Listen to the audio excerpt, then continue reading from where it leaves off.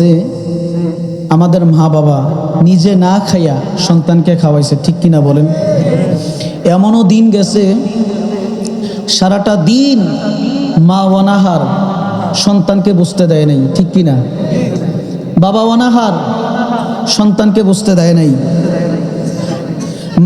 মানুষের বাড়িতে সারাদিন কাজ করছে, সারাদিন পরিশ্রম করছে, মাথার ঘাম পায়ে ফালাইয়া মানুষের বাড়িতে বদুল্লা দিয়া সন্তানের জন্য আহারের ব্যবস্থা করছে, খাবারের ব্যবস্থা করছে। এমন দুঃখিনী মা বাবা অনেকের কবর দেশে সাহিত্য, ঠিক কিনা বলেন? যাদের মা বাবা আছে, যাদের মা বাবা আছে তাদেরকে বলবো, ভাই মা বাবার সেবা করেন, মাকে সেবা করেন, বাবাকে সেবা করেন। মা বাবার সেবার মাধ্যমে আল্লাহ এবং আল্লাহ রসুলকে পাবেন, ঠিক কিনা বলেন? মা বাবার সেবার মাধ্যমে আল্লাহ এবং আল্লাহ রসুলকে পাবেন। যদি মা আপনার প্রতি নারাজ থাকে, আল্লাহ রসুল আপনার প্রতি খুশি থাকবে না। যদি মা বাবা আপনার প্রতি অসন্তুষ্ট থাকে, আল্লাহও আপনার প্রতি অসন্তুষ্ট থাকবে।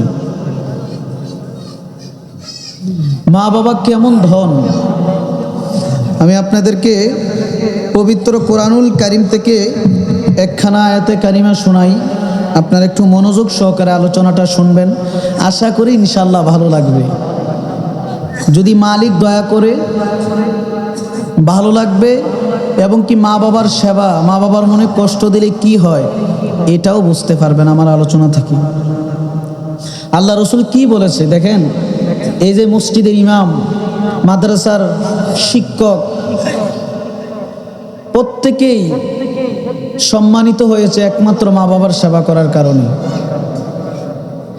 আপনি যদি আপনার মায়ের মনে কষ্ট দেন, বাবার মনে কষ্ট দেন, আপনি 100 বার না 1000 বারও যদি খোদা তাআলার ঘর তাওয়াফ করেন, আপনার হজ তাওয়াফ কবুল হবে না, ঠিক কিনা বলেন? আর একটু আস্তে বলেন। আল্লাহ পাক রব্বুল আলামিন কোরআনুল কারীমের মধ্যে কত সুন্দরভাবে বলেছে, বাবা একটু মনোযোগ, অন্তরের কানটা লাগাইয়া দেন। আল্লাহ পাক রব্বুল আলামিন সূরাতুল নিসার 36 নম্বর আয়াতে আমার আল্লাহ পাকের কুদরতি জবান মোবারকে ঘোষণা দিতে লাগলেন।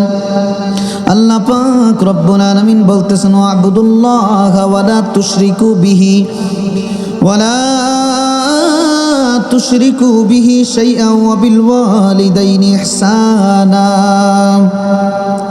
আল্লাহ পাক রব্বুল আলামিন বলতেছেন, দুনিয়ার মানুষ, ও আমার বান্দারা শোনো রে, আমি আল্লাহ তাআলার কুদরতি জবানে ঘোষণা দিতে লাগলাম। আমার আল্লাহ, আপনার আল্লাহ কত সুন্দরভাবে বলতেছেন, এরে আমার মুরব্বী বাবারা, ও আমার টর্কির বাবারা, ও আমার মা বইনারা, যারা মাইকের আমার শোনেন, ভাই সাউন্ডটা কমায় দাও, যারা মাইকের আমার শোনেন গো মা, দিনের কানটা লাগায়া দাও রে মা। এরে মা, এই দুনিয়ায় সারাটা জীবন থাকবা না রে মা। যখন আপনার সামনে, আমার সামনে আজরাইল আলাইহি ওয়াসাল্লাম চলে আসবে, আর কমাই দিছে, একটু বাড়াও, একবার কমাই দিছে। আল্লাহ পাক রব্বুল আলামিন বলেছে, দুনিয়ার মানুষ, পৃথিবীর মধ্যে কেউ থাকবে না, এই দুনিয়া থাকার জায়গা না। মা বাবা সম্পর্কে কথা বলতে চেয়েছিলাম। আমার আল্লাহ কুরআনুল কারীমের সূরাতুন নিসার 36 নম্বর আয়াতে আল্লাহ বলেছেন, ওয়াবুদুল্লাহ ওয়ালা তুশরিকু বিহি শাইআ ওয়া বিল ওয়ালিদাইনি ইহসানা। আল্লাহ পাক রব্বুল আলামিন বলেছেন, দুনিয়ার মানুষ, এটা দেন আমার কাছে দেন, এটা আগে ঠিক করার কথা ছিল আপনারা। আল্লাহ পাক রব্বুল আলামিন বলেছেন, দুনিয়ার মানুষে, ও আমার বান্দারা, দুনিয়ার মধ্যে আমি আল্লাহর সাথে কোনো বস্তুকে শরীক করিও না। কোনো বস্তুকে আমি আল্লাহর সাথে শরীক করিও না। শুধু তাই নয়, ও আমার বাবারা, ও আমার মুরব্বীরা, জানেননি আমার আল্লাহ আরো কি বলতেছে? আল্লাহ কিন্তু বলেছেন, ওয়াবুদুল্লাহ ওয়ালা তুশরিকু বিহি শাইআন ওয়া বিল ওয়ালিদাইনি ইহসানা। দুনিয়ার মানুষ, আমি আল্লাহর সাথে কোনো বস্তুকে শরীক করবা না। দ্বিতীয় নম্বরে, ঘরের মধ্যে যে তোমার মা বাবা রয়েছে, ওই মা বাবার সাথে সুন্দর আচরণ করো, সুন্দর ব্যবহার করো। এরে বাজান রে, দিলের কানটা লাগাইয়া দাও রে বাবা। ও আমার মুরব্বী বাবারা, কবরের কথা স্মরণ করে মাহফিলের মধ্যে বসে যান। এরে আমার যুবক ভাই, আজকে আপনি যুবক, আগামী দিন হইতে পারে দুনিয়ার মায়া ত্যাগ করে কবরের বাসিন্দা হয়ে যাইতে পারেন। আল্লাহ পাক রব্বুল আলামিন কোরআনুল কারীমের মধ্যে বলেছে মা বাবার সেবা করার জন্য, মা বাবার সাথে সুন্দর সুন্দর ব্যবহার করার জন্য। হায়রে হায়, দিনের নবী রহমাতাল লিল আলামিন নবী কি বলেছে জানেননি? নবীজির একটা সাহাবী, ওই সাহাবীটার নাম হচ্ছে হযরত আবু হুরায়রা রাদিয়াল্লাহু তাআলা আন।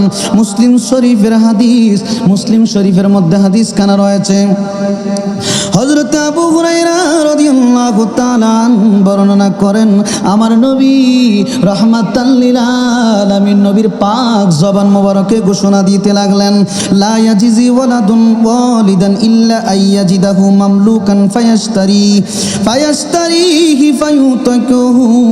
আল্লাহর হাবিব রাহমাতাল লিল আলামিন নবী বলেছেন, দুনিয়ার মানুষ, ও আমার উম্মতেরা, একজন সন্তান কোনোদিন কখনো তার বাবার প্রতিদান দিতে পারে না। সুবহানাল্লাহ। একজন সন্তান তার বাবার প্রতিদান কখনো দিতে পারে না। হায়রে হায়, দিনের নবী রহমাতাল লিল আলামিন নবী আরো বর্ণনা করেন, হযরত আবু হুরায়রা রাদিয়াল্লাহু তাআলা আনহু থেকে বর্ণিত, তিনি বলেছেন, আমার নবী রহমাতাল লিল আলামিন নবী ঘোষণা দিতে লাগলেন। নবী কি বলেছে বাবা গো, অন্তরের কানটা লাগাইয়া দিয়া শুনেন।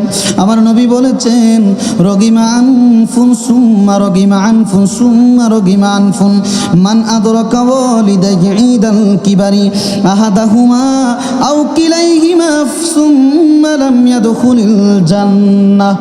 এই হাদিস খানা মুসলিম শরীফের মধ্যে রয়েছে।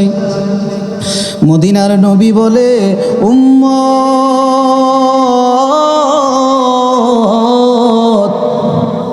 উম্মত রে, আমি নবী ঘোষণা দিয়া দিলাম, ওই ব্যক্তির কপাল খারাপ, ওই ব্যক্তির কপাল মন্দ, ওই ব্যক্তির কপাল খারাপ, ওই ব্যক্তির কপাল খারাপ। আমার নবী একবার না, দুইবার না, তিনবার এই কথাটা বলেছে। জোরে বলেন কয়বার? আর একটু জোরে বলেন কয়বার বলছে? আমার নবী, মদিনার নবী বলেছে, উম্মত, ওই ব্যক্তির কপাল খারাপ, ওই ব্যক্তির নসিবি খারাপ, ওই ব্যক্তির নসিবি খারাপ, ওই ব্যক্তির নসিবি খারাপ। সাহাবায়ে কেরাম নবীজিকে জিজ্ঞাসা করলেন, ইয়া রাসূলুল্লাহ, নবী গো, একটু আপনি খুলে বলেন না কোন ব্যক্তির নসিবি খারাপ? মদিনার নবী সাহাবায়ে কেরামকে ডাইকা বলে, ও আমার সাহাবীরা রে, ওই ব্যক্তির নসিবই খারাপ যেই ব্যক্তির মা বাবা দুনিয়ার বুকে আসে আর মা বাবাকে বৃদ্ধ অবস্থায় পেয়ে যদি মা বাবার সেবার মাধ্যমে জান্নাত হাসিল করতে পারলো না, জান্নাতে প্রবেশ করতে পারলো না, মা বাবার সেবা করতে পারলো না, ওই ব্যক্তির মতো কপাল খারাপ, ওই ব্যক্তির মতো নসিবে খারাপ পৃথিবীর বুকে আর কেউ নাই। মদিনার নবী আপনার জন্য আমার জন্য কত সহজ করে দিয়েছে মা বাবার খেদমত, মা বাবার খেদমত। হায় হায়, আরে আমার নবী কেমন নবী, আমার নবী কেমন ধন আপনার জন্য আমার জন্য। বাজান, যারা নবীর প্রেমিক তারা নবীর প্রেম বুঝে। ওরে নবীর প্রেমিক কেরা দিশেহারা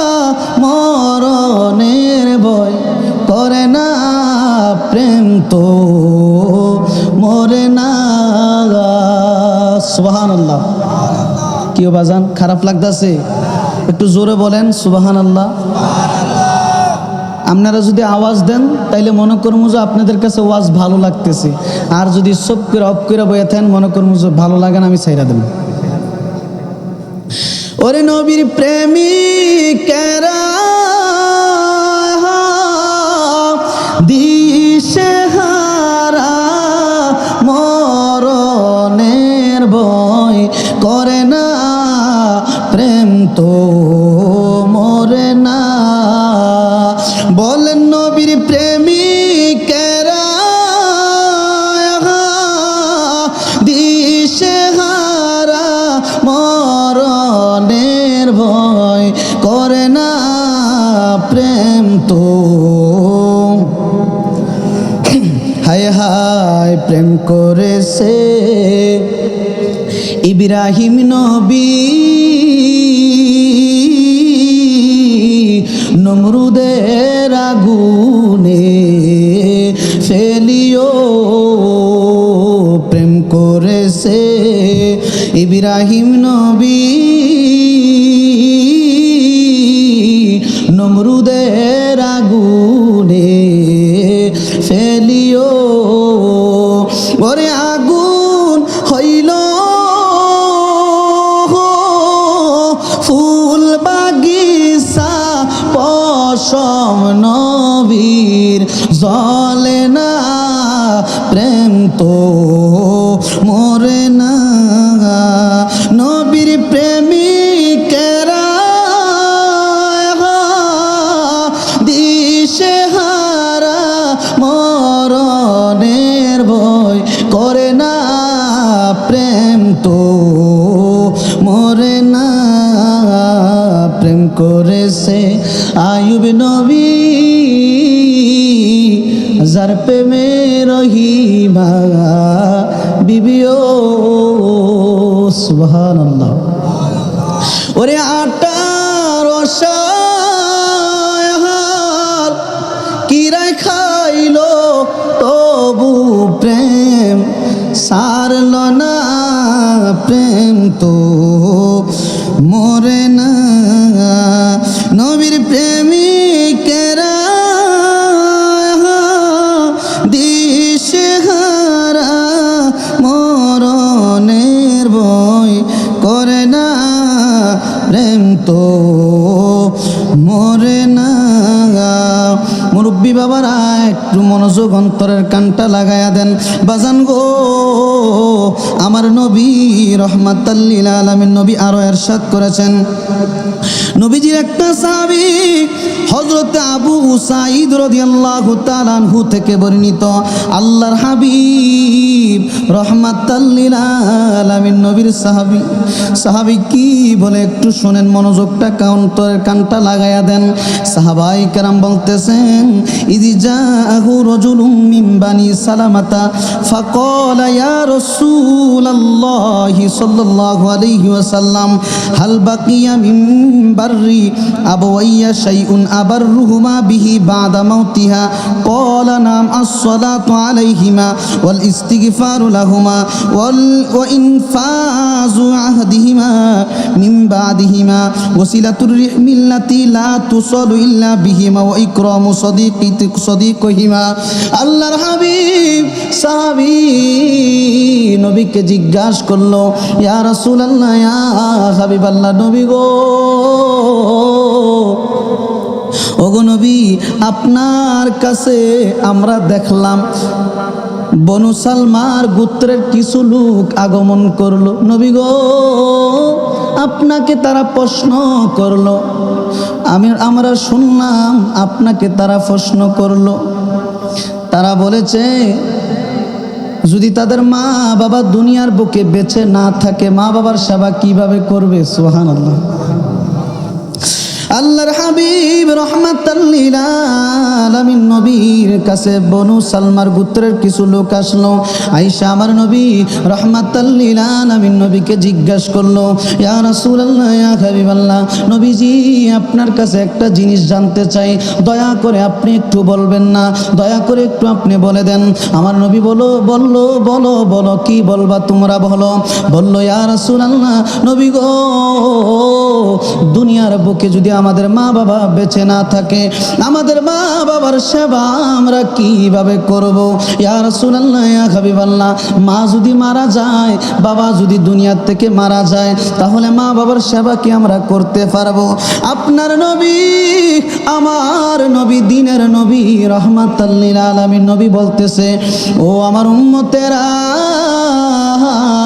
দুনিয়ার বুকে যদি তোমার মা বাবা বেঁচে না থাকে, তারপরেও মা বাবার সেবা তোমরা করতে পারবা? সুবহানাল্লাহ। ওই লোক নবীকে জিজ্ঞাসা করলেন, ইয়া রাসূলুল্লাহ, তাহলে আমরা কিভাবে মা বাবার সেবা করব? নবী গো, একটু আপনি বলে দেন। আল্লাহর হাবিব রাহমাতাল লিল আলামিন নবী বলতেছে, যদি তোমার মা বাবার দুনিয়ার বুকে কোনো ওয়াদা থাকে, ওয়াদা যেমন আমাদের মা বাবা মসজিদ, মাদ্রাসায়, খানকায়, ঈদগায়, হয়তো ব্রিজে ওয়াদা করে যায় ভালো কাজ করবে, কিন্তু ওয়াদা পূরণ করার আগে আল্লাহর ডাকে সাড়া দিয়া কবরে চলে গেছে। আমার নবী, মদিনার নবী, রাহমাতাল লিল আলামিন নবী বলতেছে, যদি তোমার মা বাবা দুনিয়ার বুকে কোনো ওয়াদা করে যায়, ওই ওয়াদা তুমি সন্তান হিসাবে পূরণ করো, তাহলে তোমার মা বাবার সেবা করা হবে। জোরে বলেন সুবহানাল্লাহ। আল্লাহর হাবিব মদিনার নবী, রাহমাতাল লিল আলামিন নবী আরো বলতেছেন, যদি তোমার বাবার ভাই, তোমার চাচা দুনিয়ার বুকে বেঁচে থাকে, তোমার বাবার আত্মীয় স্বজন, তোমার মায়ের আত্মীয় স্বজন যদি দুনিয়ার বুকে বেঁচে থাকে, তাদের সাথে সুন্দর সুন্দর ব্যবহার করো, তাদের সাথে সুন্দর আচরণ করো, তাদের মনে কষ্ট দিও না, তাদের সাথে খারাপ ব্যবহার করেও না। শুধু তাই নয়, আমার নবী বলেছে, উম্মত, তোমার মা বাবার জন্য তওবা করে বেশি বেশি করে আল্লাহর দরবারে দোয়া করো। সুবহানাল্লাহ। তাহলে তোমাদের মা বাবার সেবা করা হবে। আল্লাহর হাবিব রাহমাতাল লিল আলামিন নবী, আমার নবী রাহমাতাল লিল আলামিন নবী থেকে আরেকটা হাদিস খানা বর্ণিত। আমার নবী বলেছেন, আলা উনাব্বিউকুম বিআকবারিল কাবাইরি সালাসা। আমার নবী সাহাবাই কেরামকে বললেন, ওগো আমার সাহাবাই কেরাম, দুনিয়ার সবচেয়ে বড় অপরাধ সম্পর্কে কি তোমাদেরকে অবগত করব না? সুবহানাল্লাহ।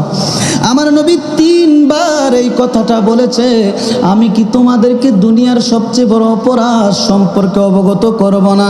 সাহাবায়ে কেরাম নবীজির কাছে আরজ করলেন, কুন্না বালা ইয়া রাসূলুল্লাহ, ওগো আল্লাহর হাবিব, দুনিয়ার মধ্যে সবচেয়ে বড় অপরাধ কোন জিনিসটা? মদিনার নবী ইরশাদ করেছেন, ক্বালা আল ইশরাকু বিল্লাহি ওয়া উকুকুল ওয়ালিদাইনি ওয়া কানা মুত্তাকিয়ান ফাজলাসা ফাকালা আলা ওয়া কুলুজ জুরি ওয়া শাহাদাতুজ জুর। আল্লাহর হাবিব বলতেছেন, যদি কোনো ব্যক্তি আমার আল্লাহর সাথে শরীক করে সবচেয়ে বড় গুনাহ হচ্ছে এটা, সবচেয়ে বড় অপরাধ হচ্ছে এটা। আর আমার আল্লাহ পাক রব্বুল আলামিনের হাবিব আরো বলেছেন, যদি কোনো ব্যক্তি মা বাবার সাথে খারাপ আচরণ করে, খারাপ ব্যবহার করে, সবচেয়ে বড় অপরাধ হচ্ছে এইটা। আমার নবী এতক্ষণ পর্যন্ত হেলান অবস্থায় ছিলেন, হেলান থেকে উঠে সাবধান করে একটা শব্দ করলেন। আমার নবী বলল, যদি কোনো ব্যক্তি মিথ্যা কথা বলে, এটা কবিরা গুনাহ, মিথ্যা কথাও বলা যাবে না। হায় রে হায়, ও আমার আমার বাবা একটু মনোযোগ। আল্লাহর হাবিবের সাহাবী হযরতে আব্দুল্লাহ ইবনে ওমর রাদিয়াল্লাহু তাআলা আনহু থেকে বর্ণিত, তিনি বলেছেন আল্লাহর হাবিব ইরশাদ করেছেন, যদি কোনো ব্যক্তির মা বাবা কোনো ব্যক্তির প্রতি অসন্তুষ্ট থাকে, আল্লাহর হাবিব বলেছেন স্বয়ং আল্লাহ তার প্রতি অসন্তুষ্ট থাকবে। যদি কোনো সন্তানের প্রতি মা বাবা রাজি খুশি থাকে, আল্লাহও তার প্রতি রাজি খুশি থাকবো। বাবারে, ও আমার মুরব্বী বাবারা, দিলের কানটা লাগায়া দেন। নবীজির আরেকটা সাহাবী হযরত আবু বকর রাদিয়াল্লাহু তাআলা আনহু হতে বর্ণিত, আল্লাহর হাবিব ইরশাদ করেছেন, আমার নবী বলেছেন, কুল্লু যুনুবি ইয়াগফিরুল্লাহু মিনহা মা শা আল্লাহু ইল্লা হুকুকুল ওয়ালিদাইনি ফাইন্নাহু ইউআজ্জিলু লিসাহিবি ফিল হায়াতি ক্বাবলাল মাউত। মদিনার নবী ইরশাদ করেছেন, প্রত্যেক অপরাধের মাধ্যমে যদি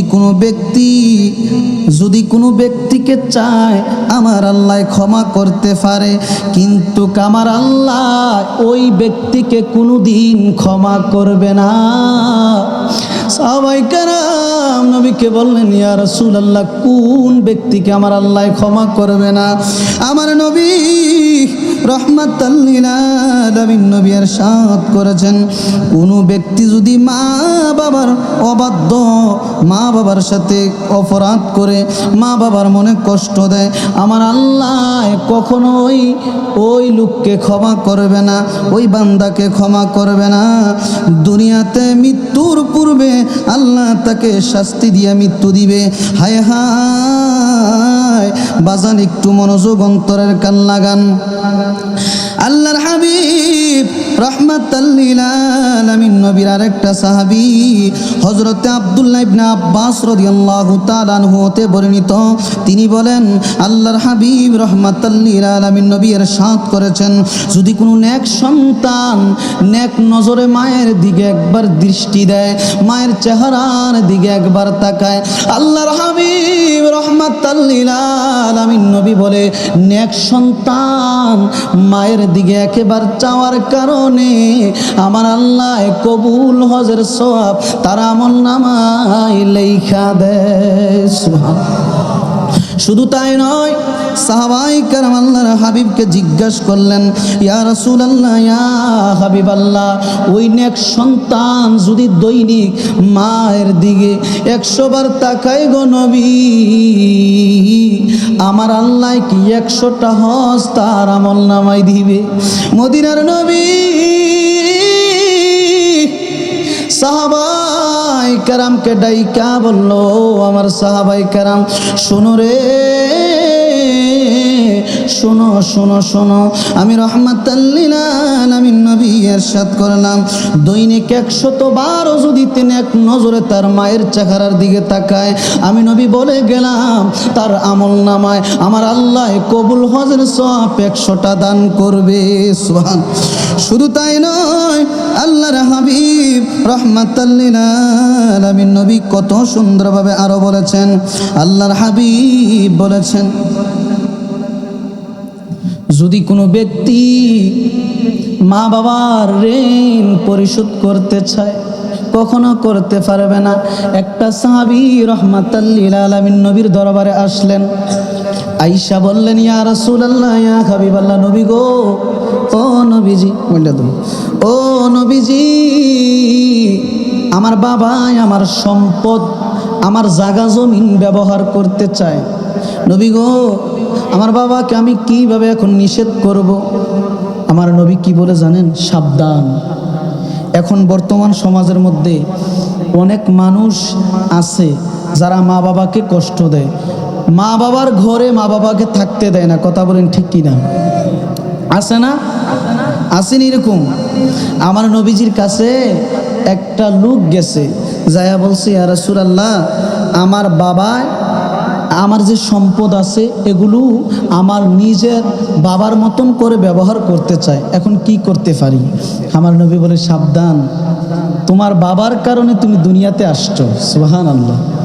তোমার বাবার কারণে তুমি দুনিয়াতে আসছো, অতএব তোমার বাবাকে বাধা দিতে পারবা না। বাজান মনোযোগ অন্তরের কানটা লাগায়া শুনেন, মা বাবার কথা বলতে চেয়েছিলাম। আল্লাহর হাবিব রাহমাতাল লিল আলামিন নবী বলেছে, যদি কোনো ব্যক্তির প্রতি বাবাই খুশি থাকে, আল্লাহও তার প্রতি খুশি থাকে। হায় রে হায়, মা বাবার চেহারার দিকে একবার যদি নেক নজরে তাকান, আল্লাহ পাক একবার নেক নজরে তাকার কারণে একটা কবুল হজের সওয়াব আপনারা আমার আমল নামায় লেখা দেয়। বাজান ও আমার টরকির বাবারা, হযরতে আব্দুল কাদের জিলানী রাদিয়াল্লাহু তাআলা কেমন আল্লাহর ওলি ছিলেন। উনি বাগদাদের জমিনে আসরের নামাজ পড়ার জন্য ওযু বানায়, আসরের নামাজের জন্য ওযু বানায়।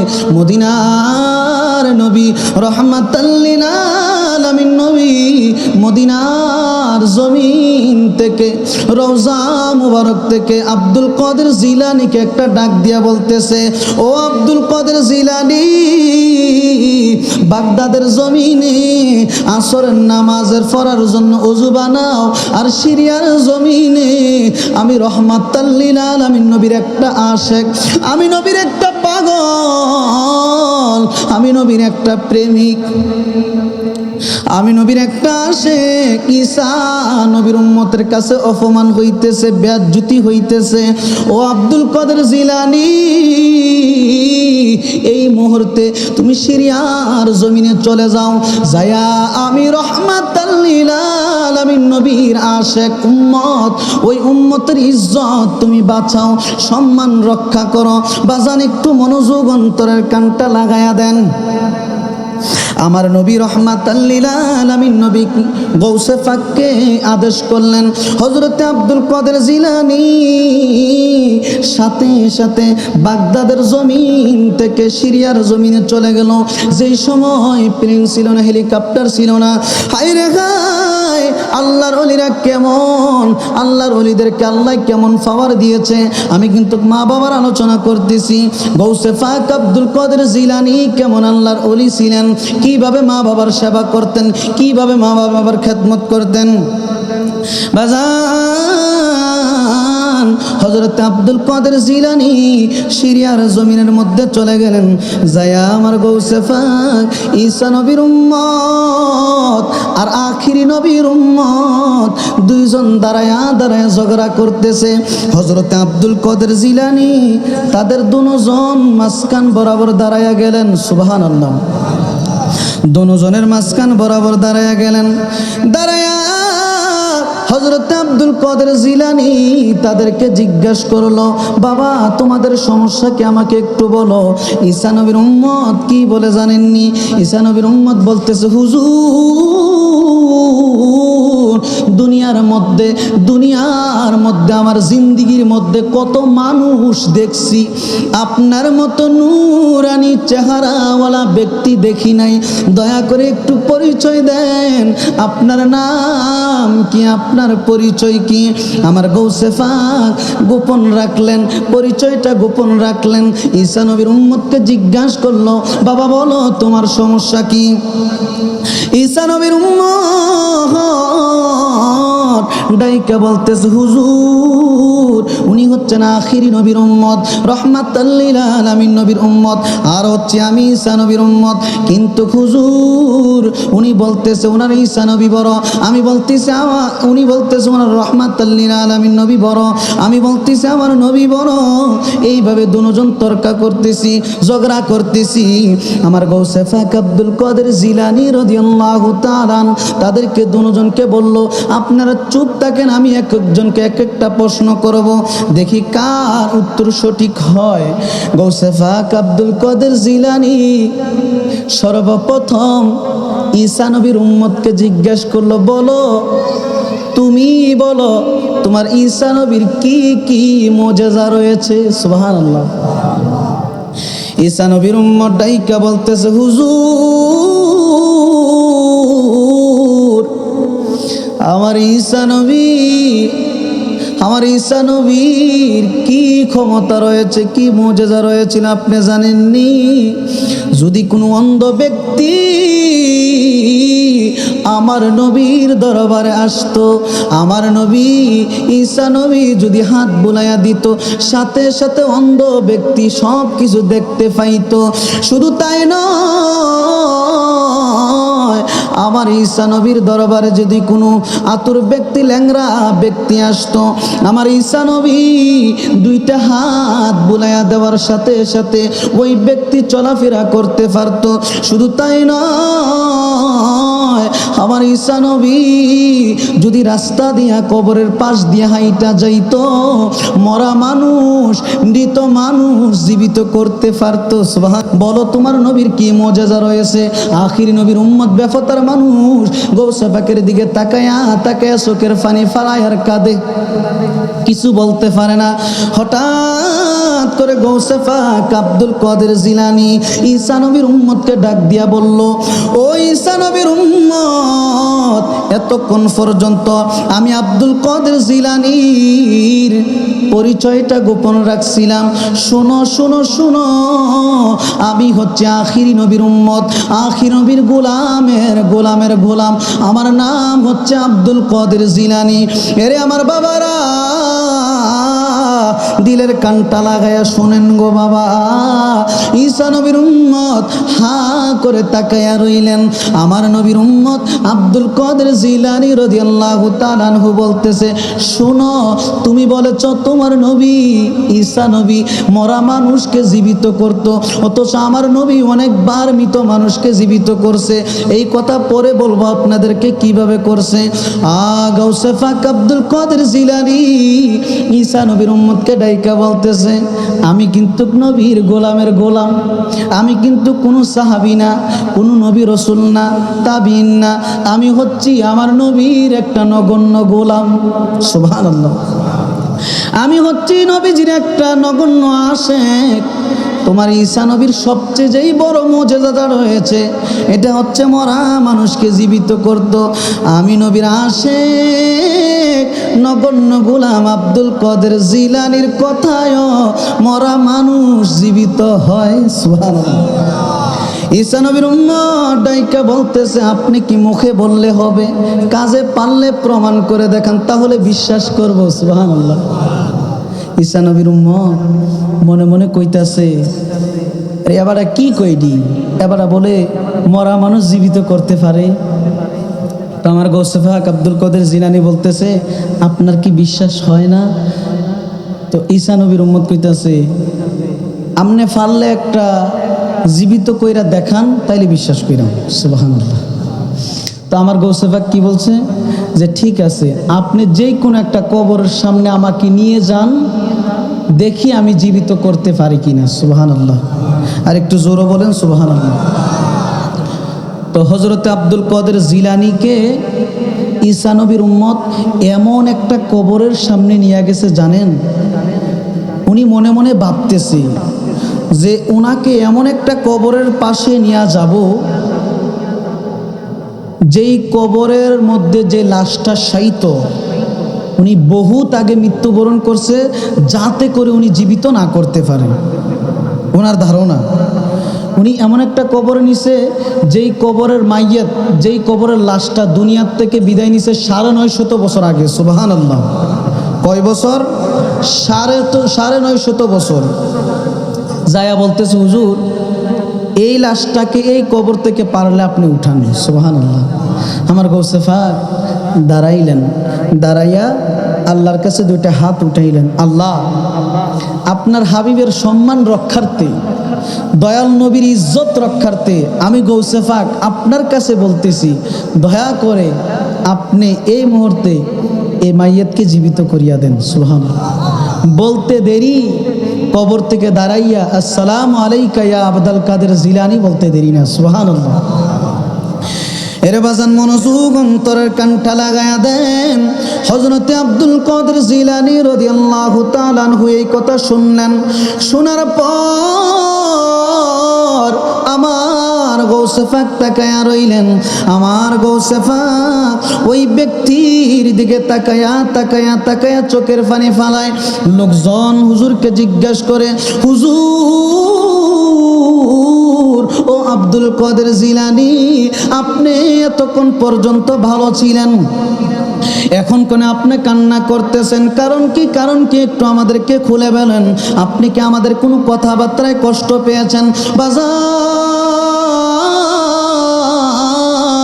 হুজুর গৌসে পাক কি বলে শুনেননি?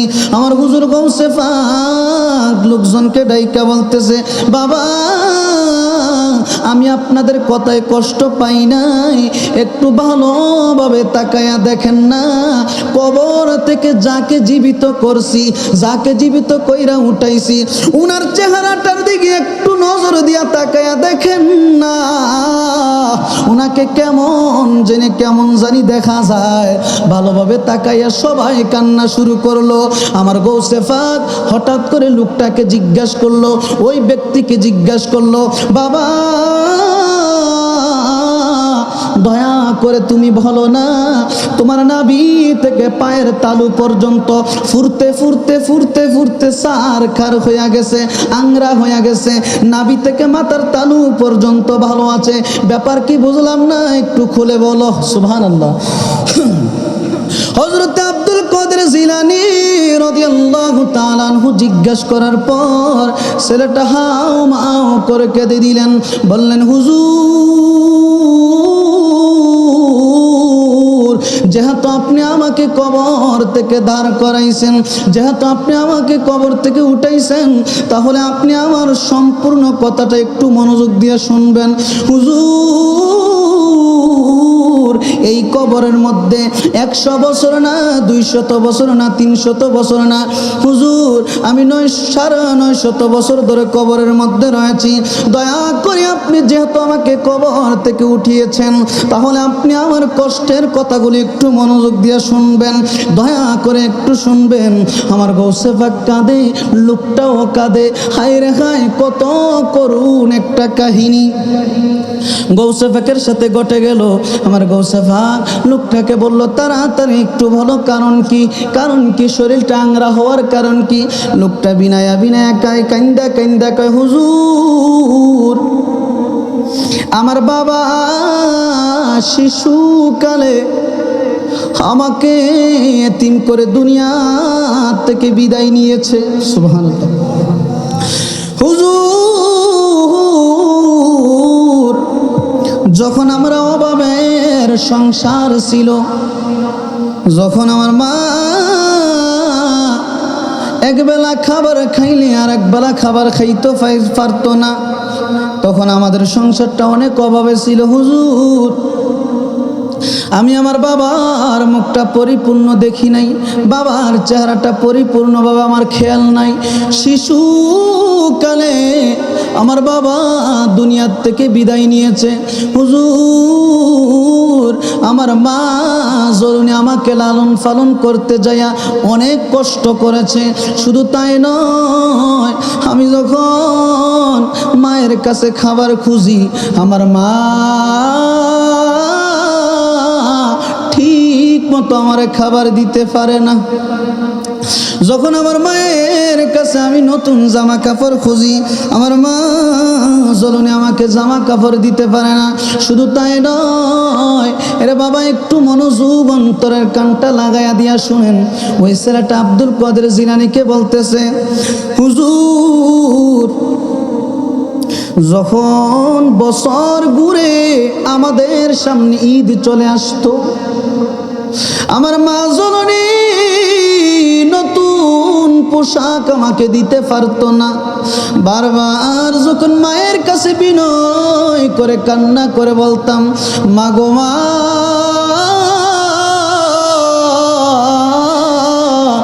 তাকায়া দেখো না, এলাকার সমস্ত ছেলেরা নতুন কাপড় পরিধান করে, নতুন পোশাক পরে ঈদগাহে যায়, আমার কি মন চায় না গো মা, আমি একটা নতুন পোশাক পরে ঈদগাহে যাব।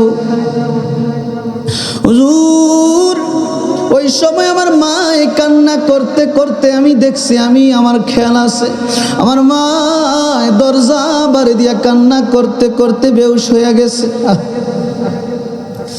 ওরে মায়ের কান্দন যাব দে জীব,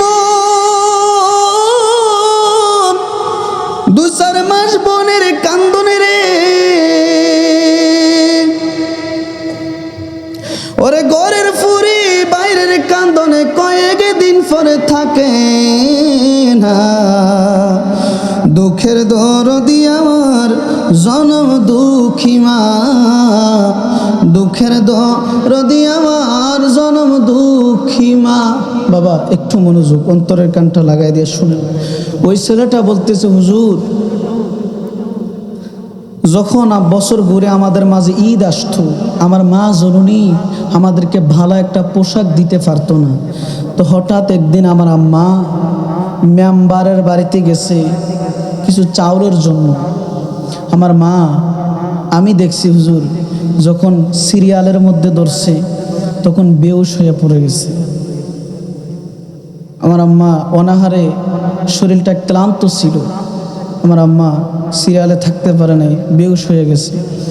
আবার কিছুদিন পরে যখন চেয়ারম্যানের বাড়িতে সরকারিভাবে কিছু চাউল দিতেছে, হুজুর আমাদের পেটের ক্ষুধার জ্বালায় আমার আম্মা চেয়ারম্যানের বাড়িতে যাইয়া ওই চাল আনছে, মানুষের বাড়িতে হাত পেতে ভিক্ষা করছে আমাদের জন্য, আমার জন্য। আমার মা আমার জন্য কত কষ্ট করছে, মানুষের বাড়িতে বাড়িতে যাইয়া ভিক্ষা করছে, মানুষের কাছে হাত পাচ্ছে। শুধু তাই নয়, আমার মা সারাটা জীবন মানুষের বাড়িতে কাজ করে আমাকে লালন পালন করছে। আমার মা সারাটা জিন্দিগি মানুষের বাড়িতে কাজ করে আমাকে পড়ালেখা করাইছে। আস্তে আস্তে যখন আমি বড় হইতে লাগলাম, আমার মা আমাকে একদিন ডাইকা বলল, বাবা তুমি তো বড় হয়েছ, তুমি দয়া করে এখন বিবাহ করো। তো আমি আমার আম্মাকে বললাম, আম্মা আপনার পছন্দ মতো আপনি আমাকে একটা বিবাহ করিয়ে দেন। আমার মা জননী হুজুর ওই দিন আমার মায়ের মতো পছন্দ করে আমাকে একটা সুন্দর রমণী থেকে বিবাহ করাইলেন। সুবহানাল্লাহ বলবেন না? যখন আমাকে বিবাহ করিয়ে দিলেন, আস্তে আস্তে করে সংসার করতে লাগলাম। 1 বছর 2 বছর 3 বছর যাওয়ার পর হঠাৎ একদিন আমি যখন শহর থেকে বাড়িতে আসলাম, আয়সা দেখতেছি ঘরের মধ্যে আমার মা জননী থর থর করে কাঁপতেছে। আমি মাকে জিজ্ঞেস করলাম, আম্মা আপনি কেন কাঁদেন, কেন কাঁপতেছেন? মা জননী চিৎকার দিয়ে বলল, বাবা আজকে সারাটা দিন অনাহার, তোমার স্ত্রী আমাকে এখনো পর্যন্ত খাবার দেয় নাই। মা কি জন্য? বলল, বাবা তোমার স্ত্রী আমাকে বলতেছে আমি নাকি ঘরে প্রস্রাব পায়খানা করতেছি, গন্ধ সহ্য করতে পারতেছে না, সেজন্য বাবা আমাকে ঘর থেকে বাহির করে এই ঘরের মধ্যে আমাকে ফেলে দিয়ে রাখছে। ছেলেটা একটা চিৎকার দিয়ে বললো, মা আমি আসছি, তুমি আমার সাথে চলো। যখন ছেলেটা মাকে ঘরের মধ্যে নিয়ে গেল, নিয়ে যাওয়ার পর মা জননী ছেলেটার সাথে খাবার খাইলো, সুন্দরভাবে পোশাক পরাইল। মা জননী কত খুশি হইলেন। আবার যখন শহরের মধ্যে চলে যাচ্ছে, মা সুন্দরভাবে বিদায় দিলেন। হঠাৎ করে আবার কিছুদিন পরে আসছে, আয়েশা দেখতেছে বৃদ্ধ মায়ের সাথে অনেক ঝগড়া করতেছে।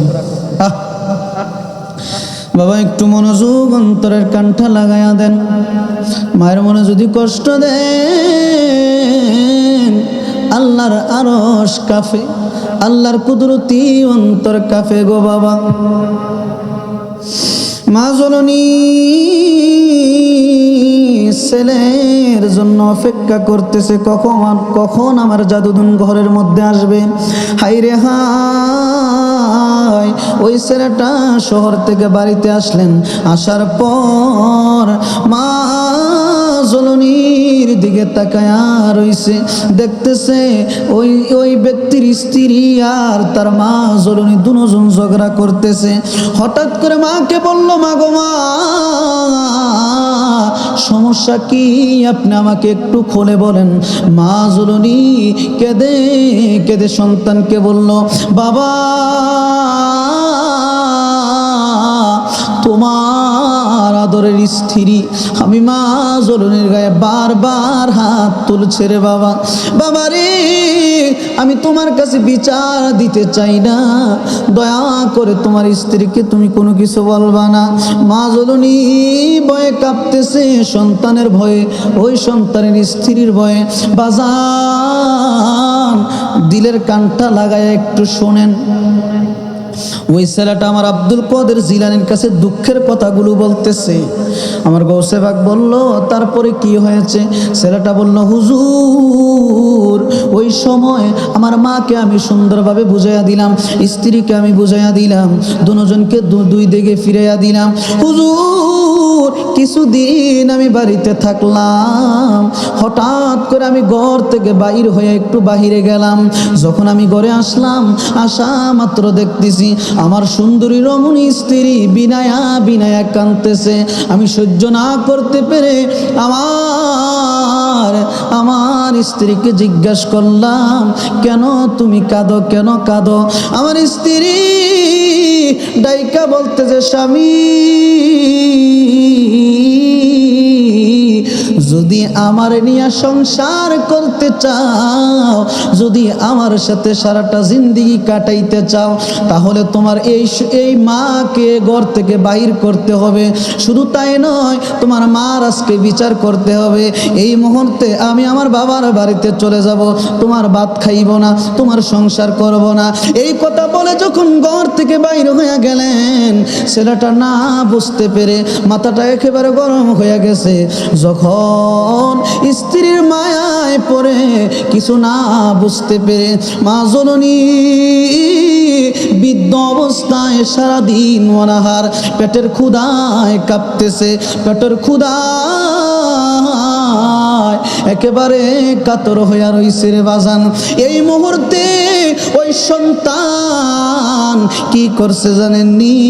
স্ত্রীর মায়ায় পরে মা জননী বুক বরাবর একটা লাথি মেরে দিছে। যখন মায়ের বুক বরাবর লাথি মারছে, মা জননী কাঁদতে কাঁদতে কাঁদতে কাঁদতে পেটের ক্ষুধা নিয়া গলা কাটা মুরগার মতো ছটফট ছটফট করে দুনিয়া থেকে বিদায় নেওয়ার আগ মুহূর্তে আল্লাহর কাছে দুইটা হাত পেতে বলছে, আল্লাহ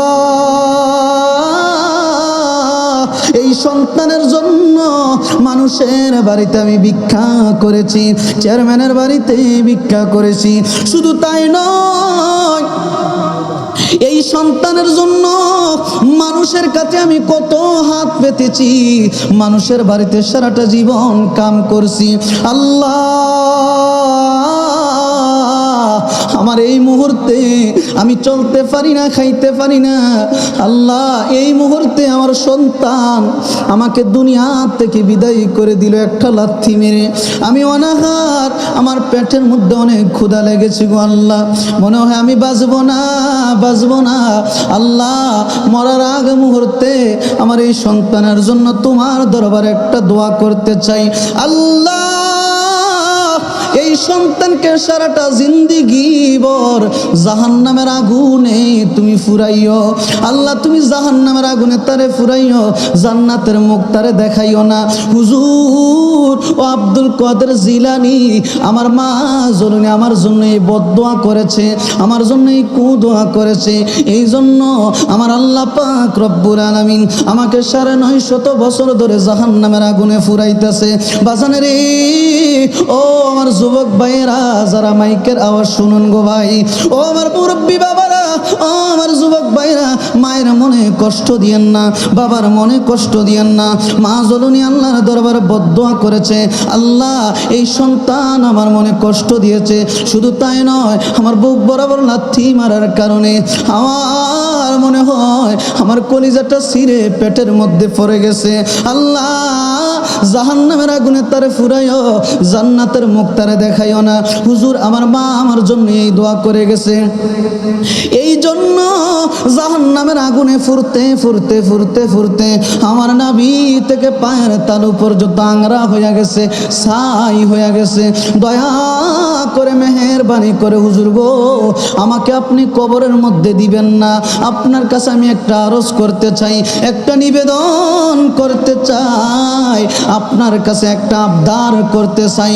আল্লাহর হস্তে দয়া করে আমার কবরের পাশে আমার মা জননীর কবর রয়েছে, দয়া করে হুজুর মেহেরবানি করে আমার মাকে আপনি কবর থেকে জীবিত করেন। সুবহানাল্লাহ। এরে বাজান, মা জননীকে হযরতে আব্দুল কাদের জিলানী জীবিত করলেন। মা জননী দাঁড়াইলেন, দাঁড়ানোর পর সন্তানের চেহারাটা দেখা মাত্র মা জননীর সাথে সাথে মুখটা ঘুরাইয়া ফেললেন। হযরতে আব্দুল কাদের জিলানী মাকে ডাইকা বলল, মা গো মা, মুখটা কেন ঘুরাইয়া ফেললেন? হঠাৎ করে মা চোখের পানি ফালায়া ফালায়া কাঁদে আর বলে, বাবা আব্দুল কাদের জিলানী, এই সন্তানের জন্য বুঝছি তুমি সুপারিশ করবা, এই সন্তানের জন্য আমি মায়ের কাছে কোনো আবেদন করবা না। এই সন্তান দুনিয়ার বুকে আমাকে অনেক কষ্ট দিয়েছে, অনেক আঘাত দিয়েছে, অনেক কষ্ট দিয়েছে। শুধু তাই নয়, তার আঘাতের কারণে আমি মা জননী দুনিয়ার থেকে বিদায় নিয়েছি। আমি আল্লাহর দরবারে বদদুয়া দিয়েছি, এজন্য জাহান্নামের আগুনে ফুরে, এই জন্য জাহান্নামের আগুনে ফুরতেছে। গৌসে পাক আব্দুল কাদের জিলানী ডাইকা বলতেছে, মাগো মা, আপনি যদি আপনার সন্তানকে ক্ষমা না করেন গো মা, আমার আল্লাহ পশ্চিমকালেও আপনার সন্তানকে ক্ষমা করবে না। সারাটা জিন্দেগি কিয়ামত পর্যন্ত আপনার সন্তান জাহান্নামের আগুনে ফুরতে থাকবে। মাগো মা, দয়া করে আপনার সন্তানকে আপনি ক্ষমা করে দেন। মহিলাটা ডাইকা বলে, হুজুর, যত মুখে বলি অন্তর থেকে আমার মাফ শব্দটা আসতেছে না। হুজুর দয়া করে আমাকে আপনি আবার কবরে শোয়া দেন, আবার কবরে আমাকে রেখে দেন। আমি এই ছেলের দিকে তাকাইতে চাই না, এই ছেলের কথা কোনো শুনতেও আমি চাই না। বাবা যান, ও আমার মুরব্বী বাবারা, আপনারা তো জানেন আপনাদের মা বাবা আপনাদের জন্য কত কষ্ট করেছে। যখন কুরবানির ঈদ আমাদের সামনে চলে আসতো, অনেক মা অনেক বাবা টাকার অভাবে কুরবানি দিতে পারতো না। সন্তান যখন মায়ের কাছে যায় বলতো, মা গো মা, ও আব্বা, দুনিয়ার সমস্ত মানুষ কত সুন্দরভাবে গরু কুরবানি করছে, আমরা কি আজকে কুরবানি করতে পারবো না? এই শব্দটা যখন সন্তান বাবার কাছে মায়ের কাছে বলেছে, মা জননী পাগলের মতো হাউমাউ করে সন্তানের মহব্বতে কেঁদেছে। বাবা, আজকে আপনি আপনার মা বাবার জন্য কতটুকু কেঁদেছেন, আপনার মায়ের জন্য আপনি কতটুকু আল্লাহর দরবারে দোয়া করছেন, আপনার মাকে আপনি কতদিন স্মরণ করছেন, আপনার মার কথা আপনি কতদিন মনে রাখছেন। হায় রে হায়, দিলের কানটা লাগায়া দেন।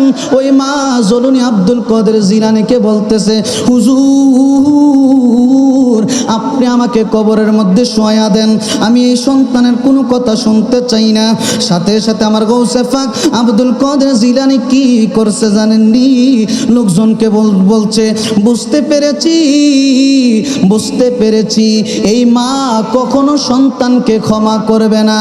যদি মায়ের মনে মায়া থাকে, মায়ের মনে যদি দয়া থাকে, এখনই প্রমাণ হবে, এখনই প্রমাণ হয়ে যাবে। যখন আমার গৌসে পাক আব্দুল কাদের জিলানী মায়ের সামনে সন্তানের শরীরের মধ্যে আগুন লাগায়া দিতে গেল, মা জননী একটা চিৎকার দিয়া বলতেছে, হুজুর, আমার সন্তানকে আমি আল্লাহর হস্তে অন্তর থেকে ক্ষমা করে দিয়েছি। হুজুর, আমার সন্তানকে আপনি জ্বালাইবেন না, আগুনে ফুরাইবেন না, আল্লাহ যেন আমার সন্তানকে ক্ষমা করিয়া দেয়। সাথে সাথে আমার আল্লাহ মার বদদুয়া ফিরাইয়া নিলেন, সন্তানকে জান্নাত দিলেন। বাজান, আমি বলতে চেয়েছিলাম, ওই জামানার মধ্যে হুজুর গৌসে পাক আব্দুল কাদের জিলানী ছিল, এখন কিন্তু শরীয়তের দৃষ্টিতে হুজুর গৌসে পাক আব্দুল কাদের জিলানী দুনিয়াতে নাই। অতএব আপনি যদি আপনার মায়ের মনে কষ্ট দেন, আপনার বাবার মনে কষ্ট দেন, আপনার মা বাবা যদি বদদুয়া দেয়, সারাটা জিন্দেগি জাহান্নামের আগুনে ফুরবেন, জাহান্নামের আগুনে ফুরবেন। কিয়ামত পর্যন্ত আপনার কবর আযাব মাফ হবে না, কবরের মধ্যে আযাব হইতে থাকবে। বাজানের সময় থাকতে মায়ের মনে আর কষ্ট দিয়েন করবেন না, মায়ের সেবা করেন, বাবার সেবা করেন। আমার নবী কি বলেছে জানেননি? নবীজি রাহমাতুল লিল আলামিন নবী বলেছে, যদি কোনো ব্যক্তি মহাব্বতের সাথে, প্রেমের সাথে মায়ের মুখে, বাবার মুখে এক লুকমা খাবার উঠাইয়া দেয়, আমার আল্লাহ তাআলার কুদরতি অন্তর বেশি খুশি হয়। সুবহানাল্লাহ। ওরে মায়ের কান্দন যাবদি জীবন, 2-4 মাস বোনের কান্দনে রে, ওরে ঘরের ফরি বাইরের কান্দন কয়েক দিন পরে থাকে না। দুঃখের দরদি আমার জনম দুঃখী মা, গর্ভধারিণী মা, জনম দুঃখিনী মা, দুঃখের দরদি আমার জনম দুঃখী মা। 10 মাস 10 দিন মায়ে গর্ভে দিছে ঠাই, রক্ত মাংস খাইয়া মায়ের ববে আইলাম ভাই, ভূমিষ্ঠ হইয়া আমি উঠিলাম কান্দিয়া, শান্ত করিল মায়ের বুকের দুধ দিয়া, মায়ের প্রাণ সবার কালে, ওরে বুক বেসে যায় নয়ন জলে রে, ও মা সন্তানের লয়া কুলে বুলে প্রসব যন্ত্রণা, দুঃখের দরদি আমার জনম দুঃখী মা, গর্ভধারিণী মা, জনম দুঃখিনী মা, দুঃখের দরদি আমার জনম দুঃখী মা। ওরে 10 মাস 10 দিন মায়ের গর্ভে দিছে ঠাই, রক্ত মাংস খাইয়া মায়ের ববে আইলাম ভাই, ভূমিষ্ঠ হইয়া আমি উঠিলাম কান্দিয়া, শান্ত করিল মায়ের বুকের দুধ দিয়া। নারে তাকবীর, জোরে বলেন নারে তাকবীর, নারে রিসালাত ইয়া রাসূলুল্লাহ, নারে রিসালাত ইয়া রাসূলুল্লাহ, আরেকটা চার দেন, নারে রিসালাত, নারে রিসালাত। প্রধান বক্তার আগমন, প্রধান বক্তার আগমন, হযরত মাওলানা আনোয়ার হোসেন জিয়াদি হুজুরের আগমন, এই এলাকার পক্ষ থেকে নারে তাকবীর, নারে রিসালাত। আল্লাহ পাক হুজুরের হাজিরিকে কবুল করে আমরা বলি আমিন। বাবা আমার কথা তো শেষ, হুজুর নিচে বসে আছে, একটা চেয়ার দেন না। বাবা বলছিলাম কি, হুজুর গৌসে পাক আব্দুল কাদের জিলানী ওই করুণ কাহিনী, করুণ ইতিহাস আমাদের সামনে তুলে ধরেছেন।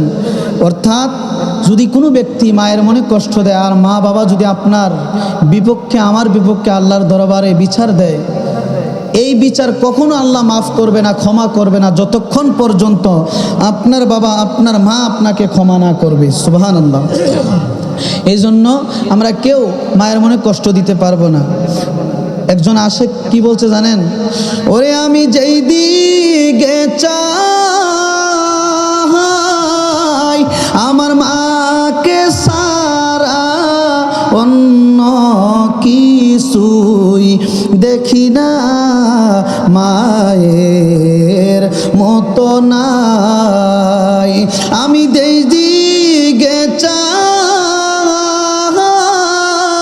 আমার মাকে সারা অন্য কিছুই দেখি না, মায়ের মতো নাই। হায় হায় ছেলে যদি যাই বিদেশে, মায়ের চোখে বালিশ ভিজে গো, ছেলে যদি যাই বিদেশে, মায়ের চোখে বালিশ ভিজে গো। ওরে সেই মায়ের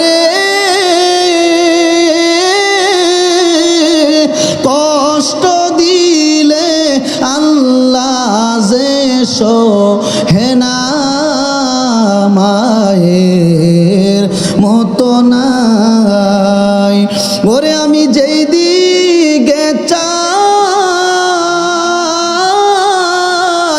ও আমার মাকে সারা অন্য কিছুই দেখি না, মায়ের মতো নাই, আমার মায়ের মতো নাই। আল্লাহ পাক রব্বুল আলামিন আমাদের সবাইকে মা বাবা